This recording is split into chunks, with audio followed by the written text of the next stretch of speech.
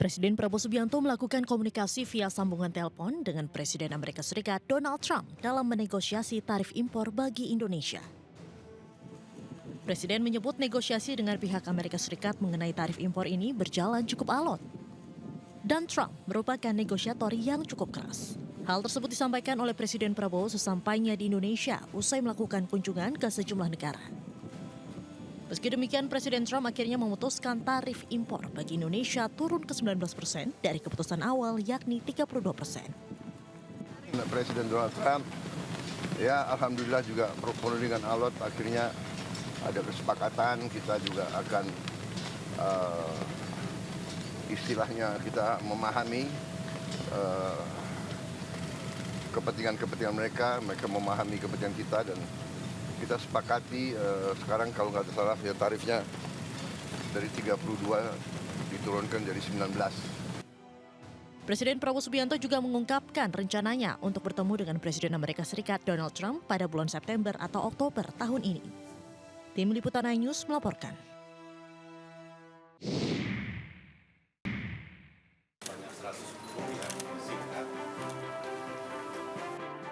Pemerintah bersiap mendorong hilirisasi kemenyan.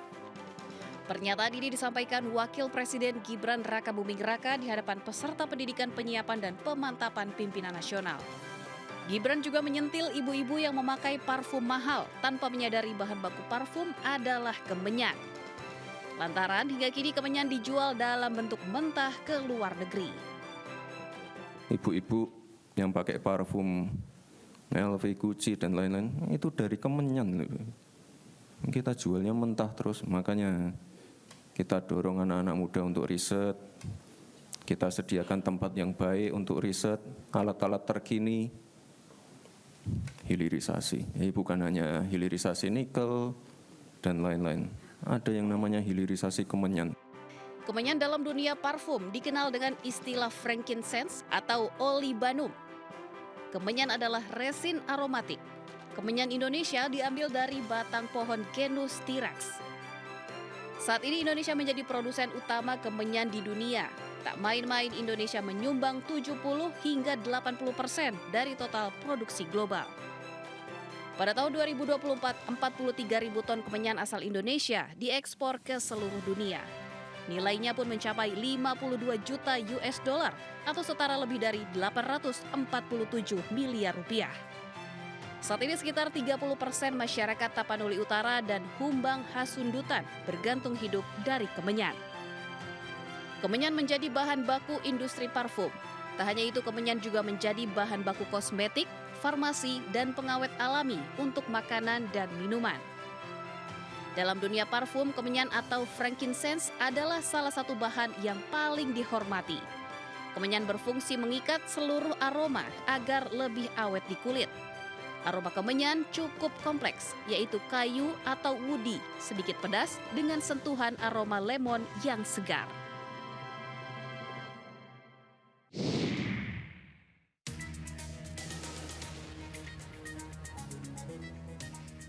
Kejaksaan Agung telah memeriksa 2 kali mantan Mendikbudristek Nadiem Makarim dalam kasus korupsi pengadaan laptop Chromebook periode 2019-2022.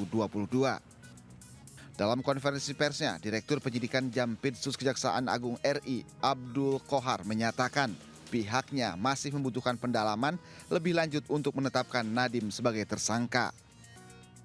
Kenapa tadi NAM sudah diperiksa mulai pagi sampai malam, kemudian hari ini belum ditetapkan sebagai tersangka? Karena berdasarkan kesimpulan penyidik masih perlu ada pendalaman alat bukti.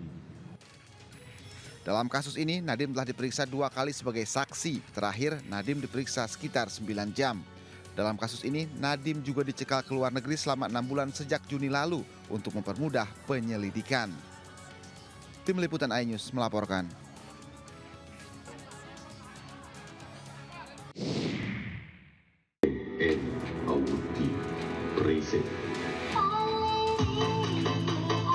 Cuplikan video terkait sound horeg yang menampilkan logo halal melalui layar LED viral di media sosial.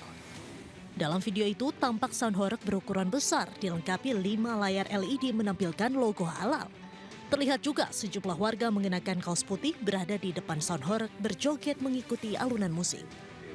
Diketahui video tersebut diambil saat kegiatan karnaval atau kirap budaya di Dusun Tambak Watu, Pasuruan pada Sabtu 12 Juli lalu, di mana warga sekitar melakukan iuran dan menyewa sound horeg.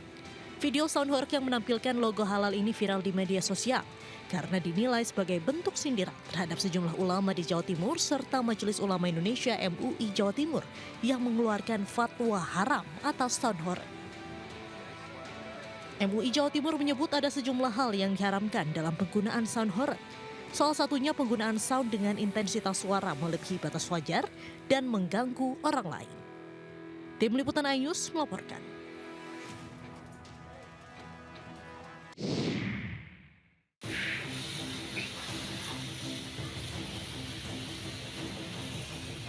Kobaran api dengan cepat meludeskan bagian belakang sebuah rumah yang difungsikan sebagai tempat penggorengan dan pengolahan kerupuk. Sejumlah karyawan panik dan segera berlarian keluar bangunan. Sebagian lainnya bersama pemilik rumah berusaha menyelamatkan barang-barang berharga. Bahkan seorang pekerja mengalami luka akibat percikan api.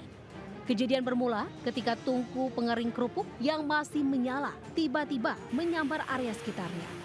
Api kemudian membesar dan menyambar dapur tempat penggorengan yang dipenuhi bekas minyak goreng sehingga kobaran api dengan cepat membesar. Terus? Oh, yang di bawah udah terbakar dulu. Oh, langsung ke atas, itu nyambar ke atas. Itu di atasnya berarti kayu berarti? Kayu. Api padam usai 3 unit mobil ke lokasi yang berada di tengah pemukiman padat penduduk. Beruntung, tak ada korban jiwa dalam insiden tersebut. Penyebab kebakaran diduga akibat kelalaian dalam proses penggorengan dan pengeringan kerupuk saat menggunakan tungku. Dari Kendal, Jawa Tengah, Edi Prayitno melaporkan.